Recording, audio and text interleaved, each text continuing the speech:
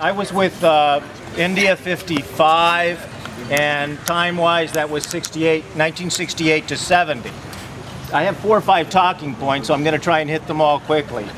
Since we're talking 68, 70, you guys remember, those of you of draft age, remember what was going on at that time. Just a quick flashback. It was before the lottery, and anyway, most of us were in a situation where if you'd completed college, you would be drafted. So quick story. Rather than be drafted, I got my draft notice, and I thought, well, I'll go join the Army as an officer. I'd rather take my chances that way. Went down. I guess I quasi-enlisted to become an officer. They did that. I did my, I had all of that. And then I got back to Hays, Kansas, where I just completed university work, and I had just started dating this girl. We went to a movie called Planet of the Apes. Do any of you remember Planet of the Apes, the movie? Do you remember how that ends? Okay.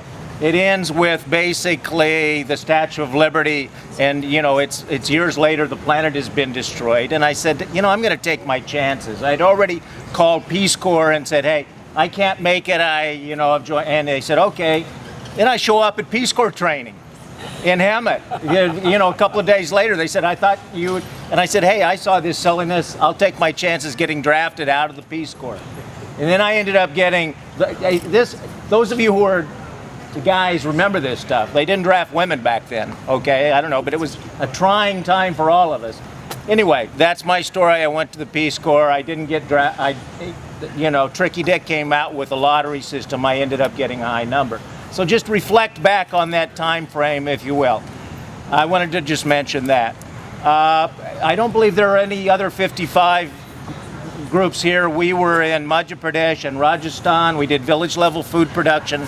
Those of us who went to MP, we worked with Gram Seviks. You know the term Gram Sevik, of course, like your extension worker.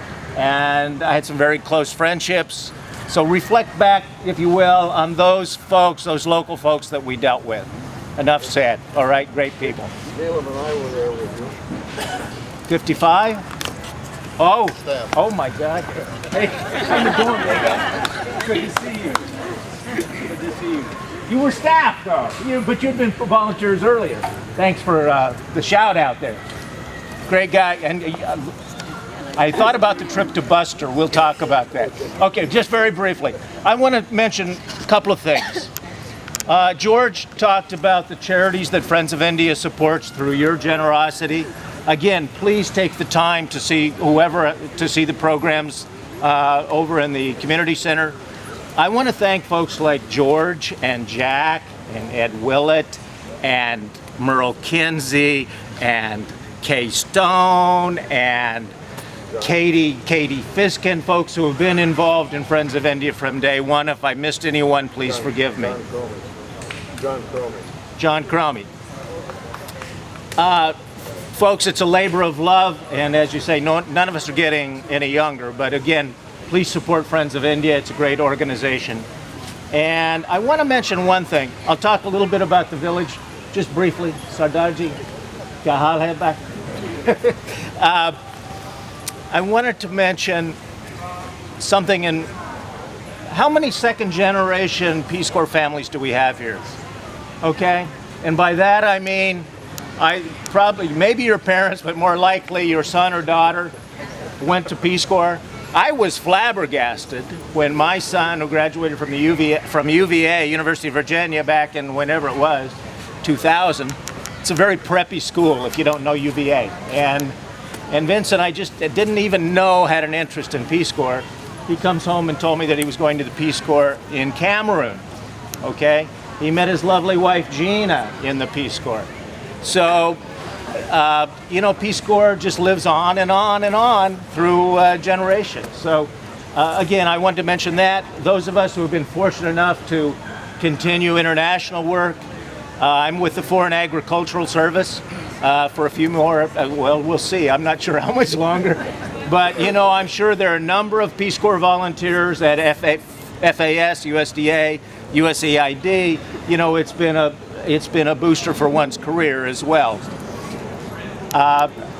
Roger, do you remember the trip to Buster? I had been in Madhya Pradesh, very conservative Hindu, primarily Hindu area. You know, the veils and Purda and all that. We go to, so Roger says, hey, we're going to go take a trip down to Buster District at MP. It's a tribal area. Adivasi, was that the term? We're on the, and so he said, you want to go? You know, it would be a hoot. So I go with staff, and we're riding, I don't know if you remember, I don't know if you were driving or if the driver was driving.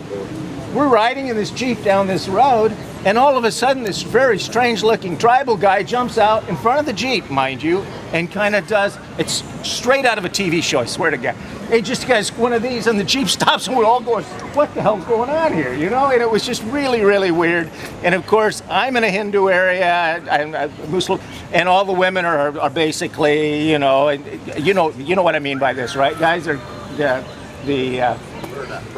right, and they're looking through, and all you see is the eyes, very sexy and all that. But in Buster, they don't do it that way, man. They're coming up, and they're just, you know, just breasts and everything. And it was such a weird dichotomy that I couldn't believe it. I got back to the village. I'm going, man, did I just go to heaven, or what happened? At any rate, so that's my Peace Corps story. Just one more quick one, and then I'll go. And that is, you know, no matter, I was in a very small village, Bamari Barana, Tikamgarh district in MP. And again, I'll say when most folks, the consensus is we learned a lot more than the help that we gave, but still, okay. But you know, there's this whole, and we're learning culturally about each other. And I had been there, you know, 2 years, basically at the end of my tour. And somebody still thought I was CIA. I said, what's there to spy on here, guys? You know, tell me, give me one thing. But at any rate, that trust thing. But there was a tea walla there, a chai walla, and we'd go, and I didn't smoke until I went to India. I got into the beady thing, and I really went Deshi, as maybe you recall. I dressed in kurta pajama, dhoti, all of that. And so one of the conversations with the chai walla was, you know, you're learning about each other, you're asking questions, what do you do in the U.S., what do you eat? So those of you who still have a little bit of Hindi, it just comes, certain things come back to me. So the chai walla asked, he said, you know, and I'm not going to, anyway, he said, you know, what do you eat? He said, Saab, you know, Saab, do you eat cow? Do you eat cow? Do you eat beef? Do you eat cow in America? And I said, yes, we do. And he looks at me, and that didn't seem to faze him. But then he asked, Abhi kuta kata hai? And those of you who know, kuta is dog. He said, do you also eat dog? And I'm going, nah, not really, but at any rate. So at any rate, it's a pleasure talking to you. I'm very impressed with the turnout. Those of you who are expecting hot dogs and hamburgers, sorry, but we didn't know how many folks were coming, so just great talking to you all. Thank you. This is for you.